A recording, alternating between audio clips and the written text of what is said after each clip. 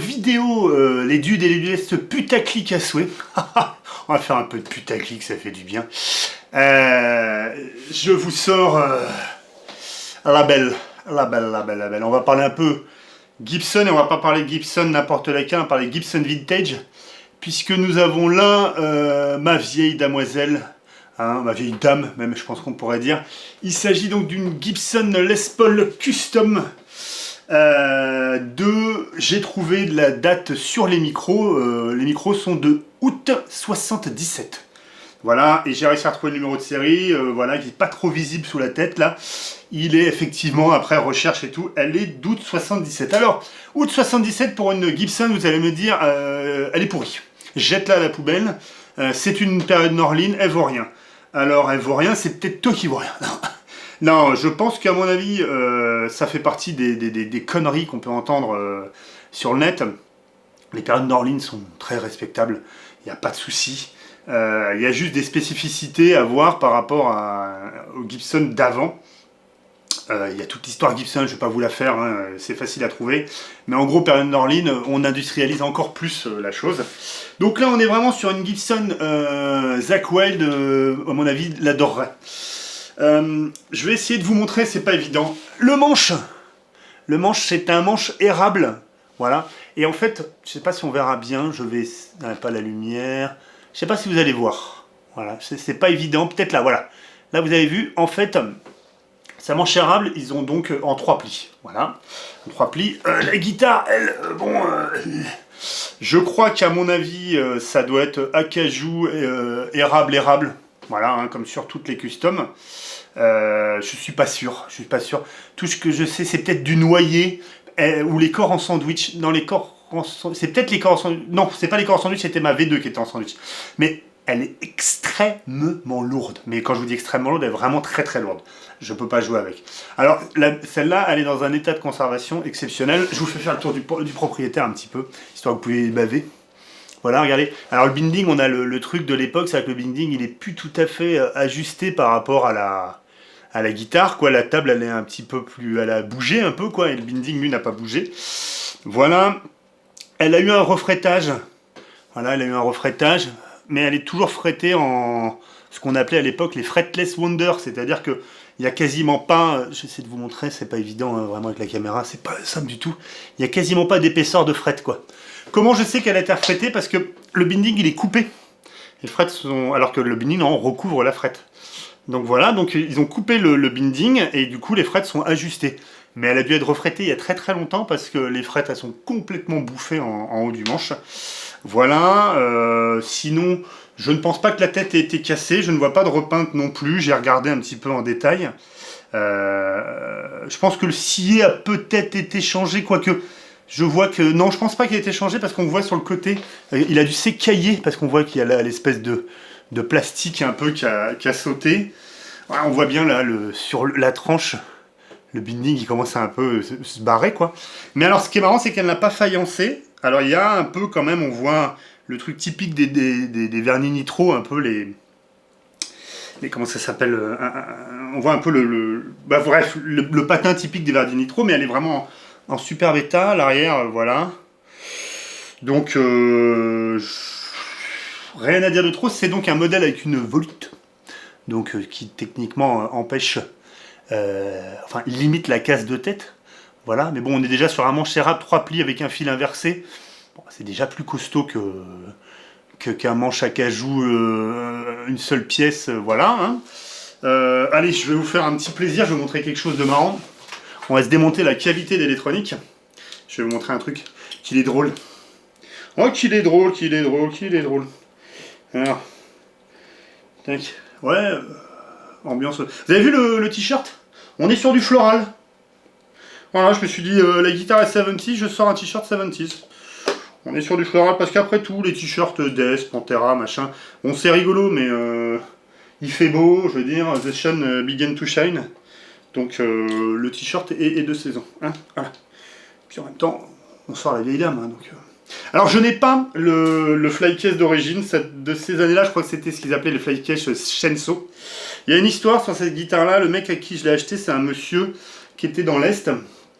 qui avait acheté cette guitare-là selon son histoire, hein, méfions-nous toujours, mais selon son histoire, et j'ai envie de le croire, déjà parce que ça me fait plaisir, et puis parce que je fais ce que je veux, et selon son histoire, il a acheté cette guitare-là avec son copain, et donc il se l'a passé, comme ils l'ont acheté à deux, pendant des années, et au bout d'un moment, son ami donc est mort beaucoup plus tard, hein, quand ils étaient plus vieux, et du coup il ne pouvait plus trop voir cette guitare là, donc voilà, je lui ai acheté, mais je lui ai acheté ça maintenant il y a plus de 10 ans.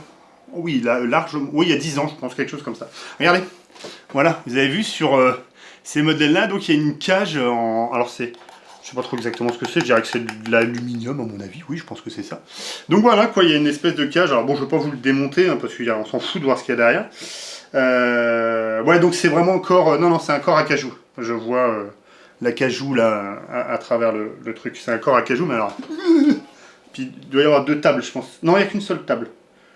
Non il n'y a qu'une seule table, avec une table érable sur le dessus. Donc voilà, alors j'ai aussi une petite particularité. Comme dirait dans Pattaya, voilà, bon, bah, il y a une petite particularité, ma femme a moi un petit pénis, une petite particularité. Donc, la petite particularité, c'est que sur cette guitare-là, je les ai reçus avec les deux micros d'origine, donc, hein, je vais vous montrer ça, j'en ai un avec moi, et l'autre, celui que j'ai monté en chevalet, c'est un micro que je traîne depuis très très longtemps, que j'avais récupéré sur une j'avais récupéré sur une Flying V des années fin 70, c'est un vrai PAF d'époque.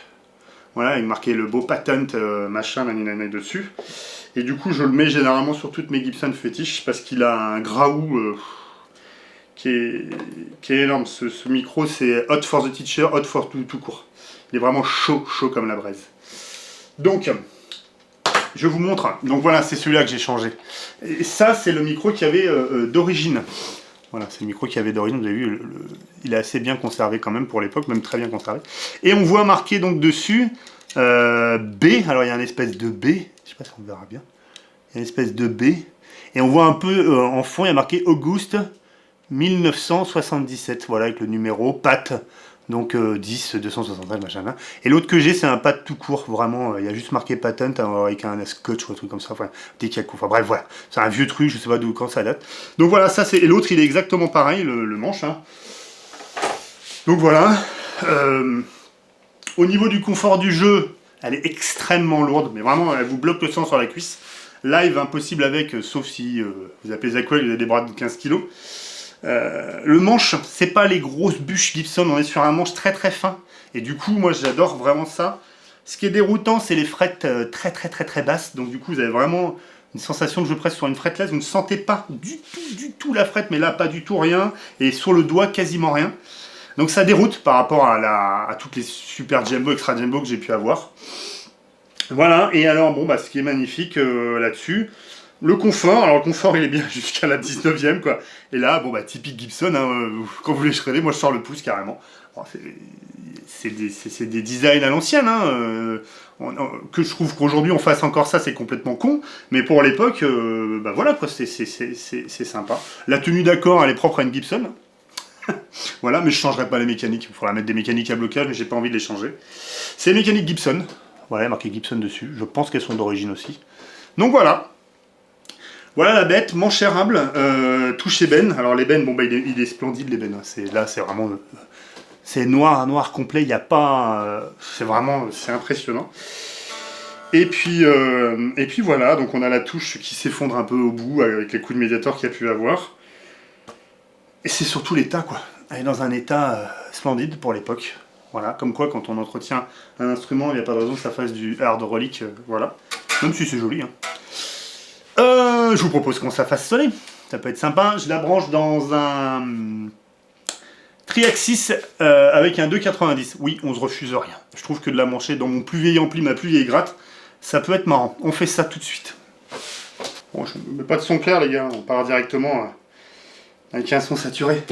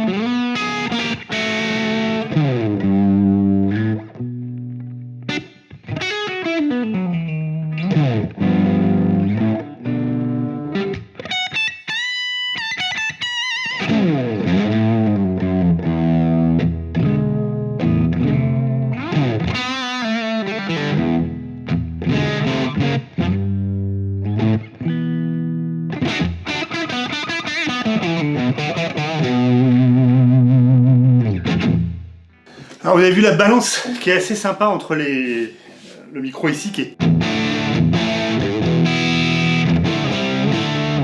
et celui-là qui est très rondouillard.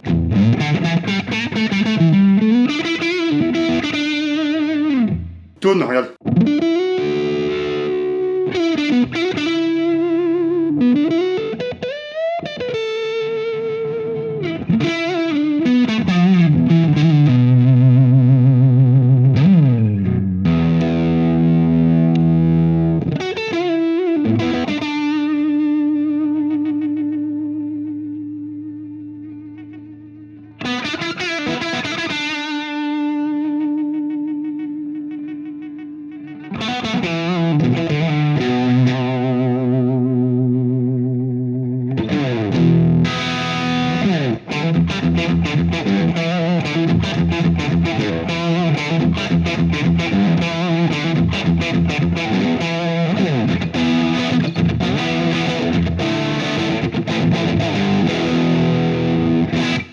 Hey.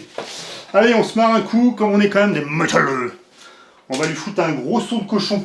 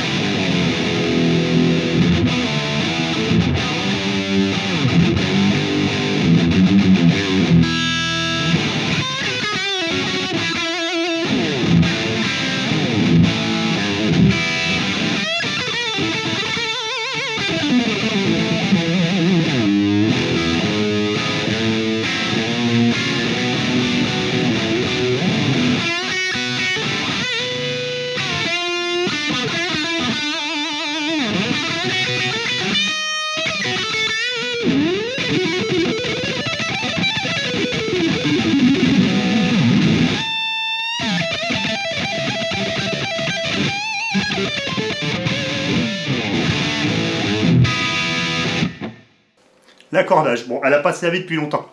Je plaide pour elle, elle a pas servi depuis longtemps. Allez, on lui met un petit coup d'accordage, je reviens tout de suite. Bon oui, comme je vous dis, elle a pas servi depuis longtemps, les mécaniques doivent bien être fatiguées.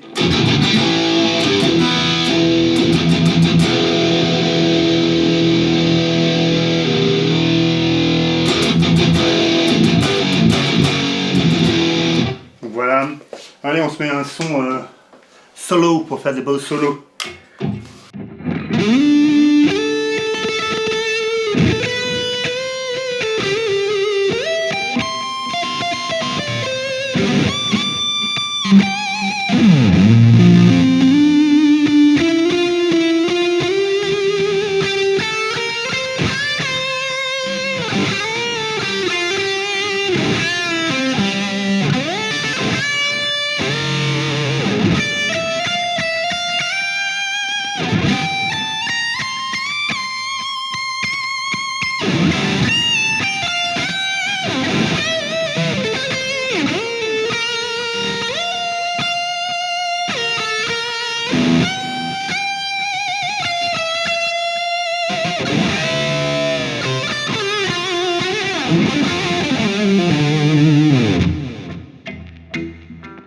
En fait, la difficulté, c'est que comme les cordes sont très basses, t'as vite fait d'en choper deux et puis la difficulté, c'est que je l'ai pas bien joué surtout. Voilà, écoute, je vais essayer de te faire un truc assez sympa. Je vais te mettre en lien quelques fichiers qui va s'appeler Clean Blues, enfin quelques petits plans de la guitare enregistrés directement à sec dans la carte son. Ça te permettra, si tu veux t'amuser, d'importer ce fichier-là et de le coller dans ton Cubase pour faire jouer ton plug avec ton réglage favori. Voilà, je te garantis de l'enregistrer brute la guitare, pas rajouter d'équalisation ou quoi que ce soit. Ça te permettra de te rendre compte, un peu comme si je te la prêtais, la gratte. Hein. J'avais fait ça une fois sur une vidéo avec une Ibanez qui est derrière là. Je me sens la voix. Elle est là, hop.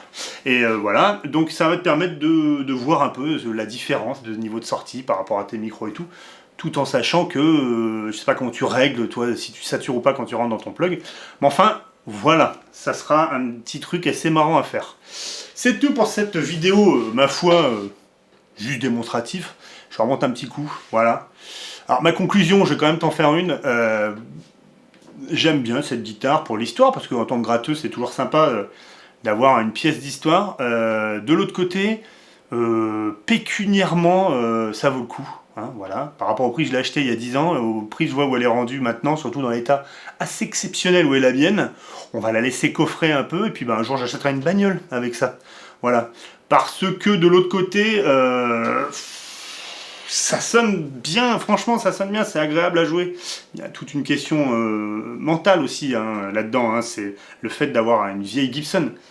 C'est toujours un peu, on nous a tellement bien dressés que voilà. Est-ce qu'elle est remplaçable par une autre? Largement, largement. Il n'y a pas de souci. Voilà, mais c'est une pièce d'histoire. Et alors par contre, là où on peut dire ce qu'on veut sur Gibson, certains crachent dessus, c'est excellemment bien fabriqué. Tu vois, là on a une guitare donc 77. Tu vois l'âge qu'elle a, me fais pas faire de calcul, j'ai pas envie de calculer. Hein, m'emmerde pas, hein, c'est tout. Voilà. Non, attends, 77, 30, 80, 40. Oui, elle a 45 ans. Oh putain, j'ai trouvé. Oui, c'est ça, 45 ans, oui. Donc elle a 45 ans. Donc on a une mémère de 45 ans qui pas vraiment encore, puisque c'est en août. Elle a pas peut-être. Voilà. Mais en gros, voilà, on a une vieille gratte qui n'a pas bougé. Les bindings sont toujours là, ils ont pas bougé. Il n'y a pas de jeu nulle part dans rien. Ça s'est déformé dans rien. Il y a eu un petit effondrement de la table, du binding, voilà. Mais je veux dire, la guitare est parfaite, le manche n'a pas bougé. Il n'y a rien qui s'est effondré. Voilà une guitare qui n'a pas bougé d'un iota. 45 ans. Bon. Pour le coup, si t'es de la conserve, vaut mieux mettre de l'argent dans une guitare comme ça. Au moins, tu la garderas toute ta vie. Mais comme aujourd'hui la mode c'est de revendre des guitares à peine qu'elles soient achetées, je ne sais pas si ça vaut le coup d'investir aujourd'hui dans une Gibson custom. Voilà. Ah, il y a de la philosophie, je te dis. Abonne-toi, like, commande, déchaîne-toi, c'est une Gibson. Jean-Michel Gibson, si tu veux te déchaîner, c'est maintenant. Hein, je t'en prie, vas-y, ça me fait monter l'algo. Si j'ai ça pour mes boomers. Ah, mes petits boomers, allez, bisous.